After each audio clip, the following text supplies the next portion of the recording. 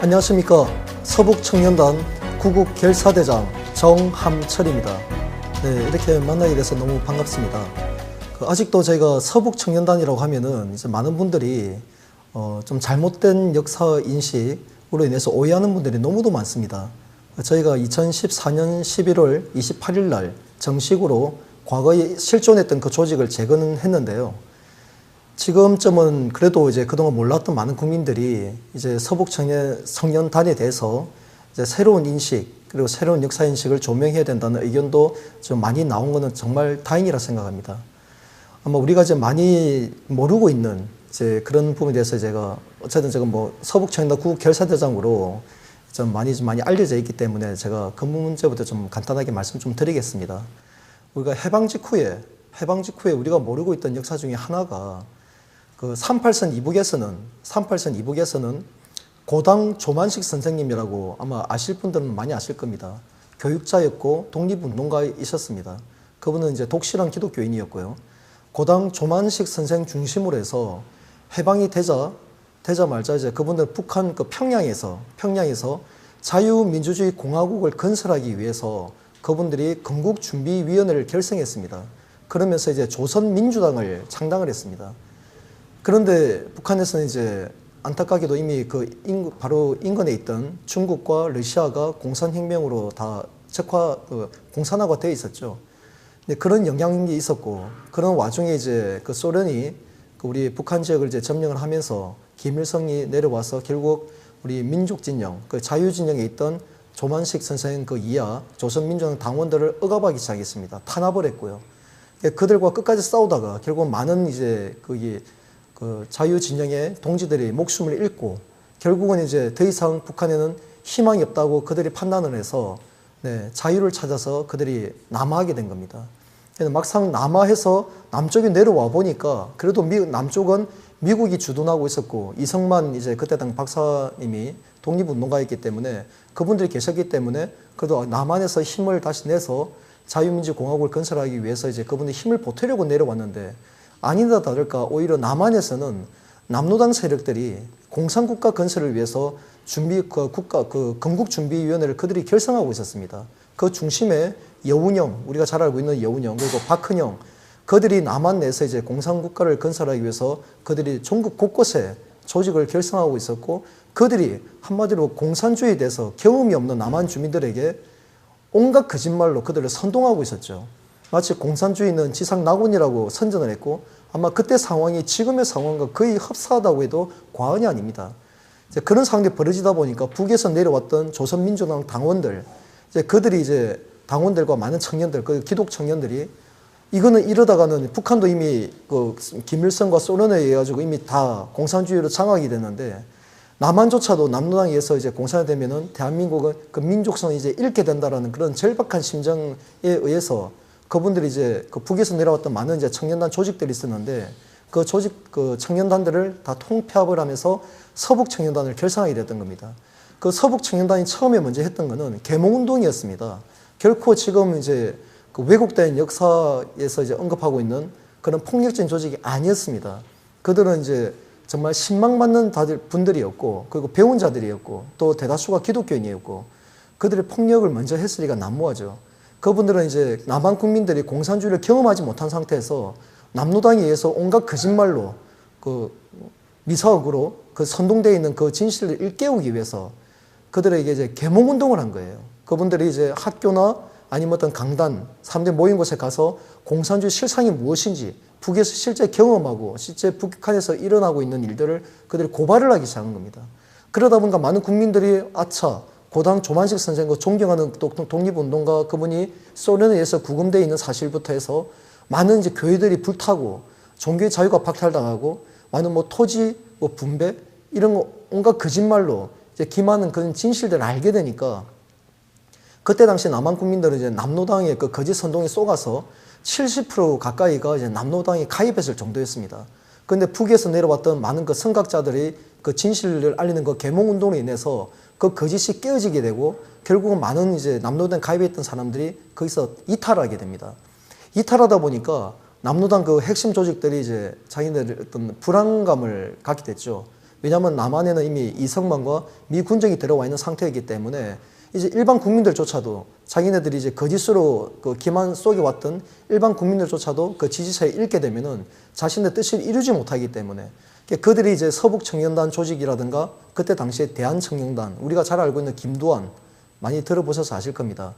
그 김좌진 장군의 아들, 김좌진 장군의 아들 이제 김두한, 뭐 걔가 많이 이제 들어본 기억이 있겠지만 이제 그런 분들 향해서 이놈들이 먼저 적색퇴를 합니다.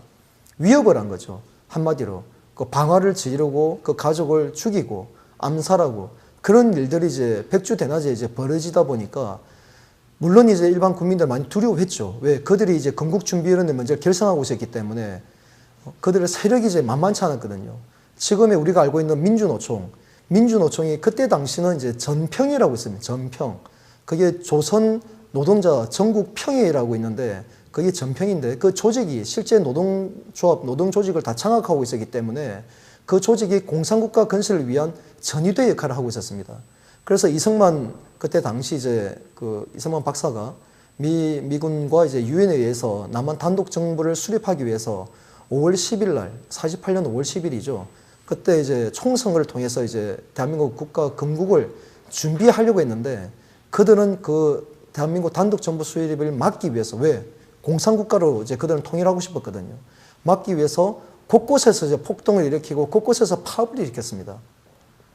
그러면서 서북청년단이나 그때 우리 애국진영에 있는 많은 그 청년단들을 이제 암살도 하고 테러도 가하고 그러다 보니까 이제 북에서 내려왔던 그 서북청년단 그분들은 이미 공산주의의 실상을 너무 다 뼈저리 경험하고 있었고 이미 북에서 많은 가족들을 사랑하는 가족들을 그 공산주의자들에 의해서 죽임을 당해왔기 때문에 남한에서조차 또 저들이 또 당할 수는 없다.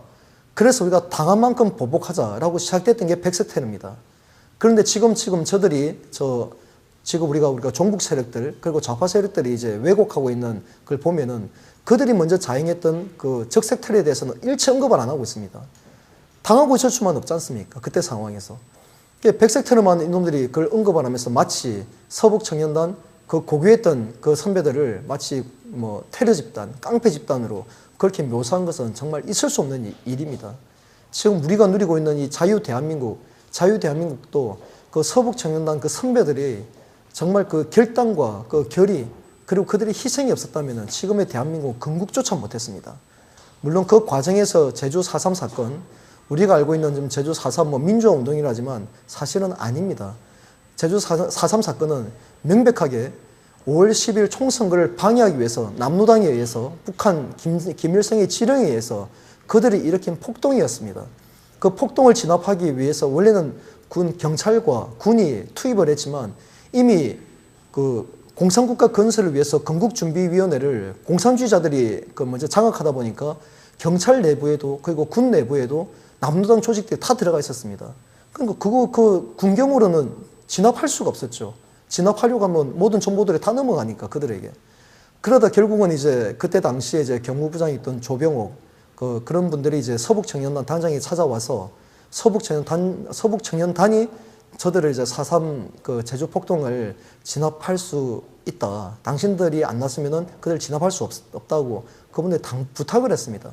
그래서 이제 그 서북청년 단원들이 그때 그 경찰 신분으로 경찰복을 입기도 하고 또 그때는 이제 물자가 넉넉지 않았기 때문에 그런 신분으로 이제 제주 그 폭동 진압에 투입을 해서 그들을 진압할 수가 있었습니다. 물론 이제 그 과정에서 무고한 희생자는 있었습니다. 하지만 그는 역사적인 아픔이에요. 그래서 우리가 아마도 기억하시는 분들 계실 겁니다. 과거에 그 김영삼 대통령이 이제 당선되고 그 이후에 김대중 대통령, 그 다음에 노무현 대통령이 당선되는 그 과정에서 그들이 얘기했던 것이 사실 뭐였습니까? 그때 화합을 얘기했고 화해를 얘기했어요.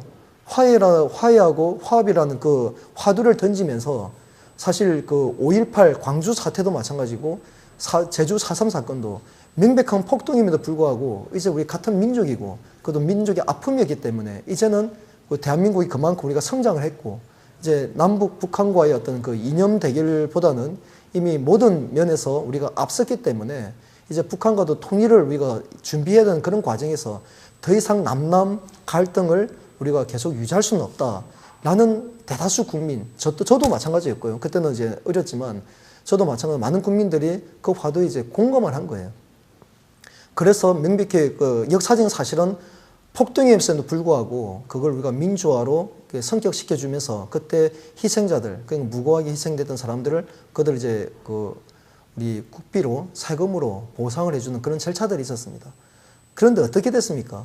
우리가 그렇게 이제 역사적인 과거의 아픔을 화해를 이제 위해서 모든 국민들이 동의를 하고 했으면은 이제 그들도 과거의 아픔 그리고 그런 과거의 어떤 그런 그 적대감이라든가 이런 부분들을 이제는 버렸어야 되는데 결국은 그렇지 않았습니다. 그 광주 사태 같은 경우도 그들도 말하자면 시민군이었잖아요. 시민군. 시민이 총을 들었어요. 총을. 군을 향해서 시민의 총을 든다는 게 뭡니까? 그게 어떻게 거의 민주화운동이 될 수가 있습니까? 분명히 그대로 총을 들었다는 건 누군가는 죽였다는 거예요. 누군가를 죽이지 않을 것 같으면 총을 왜 듭니까? 오히려 만약에 그때 뭐 계엄군이 총을 쏘더라도 당당히 맨몸으로 나가서 맞았어야죠. 제가 만약에 그 시대에 내가 살았다면 저는 그랬을 겁니다. 절대 총을 들지 않았을 겁니다. 같은 시민군 중에 만약에 그는 같이 그 민주화를 외치는 동료들이 옆에 있었다면 그들이 누군가 부추긴다 하더라도 절대 총만큼은 들지 말아야 된다고 저는 외쳤을 거예요. 그래도 누군가는 희생될 수는 있었겠죠. 하지만 그것이 진정한 민주화 운동입니다. 그런데 그들은 총을 들었고 또 결국은 계엄군도 많은 사람들이 또 희생됐습니다. 생명을 잃었죠. 아무튼 이제 우리가 온 국민이 이제는 화해와 화합이라는 화두 아래 우리가 그렇게 그들을 배려하고 그들과의 어떤 그 역사적인 이제 화해를 통해서 이제 미래를 준비하자고 있는데 결국은 그들은 국민 세금을 받아가면서 그 적대감을 더 깊어만 갖고 지금도 광주 5.18 그 기념탑이나 제주 4.3 사건 거기 4.3 이제 그 기념탑인가요?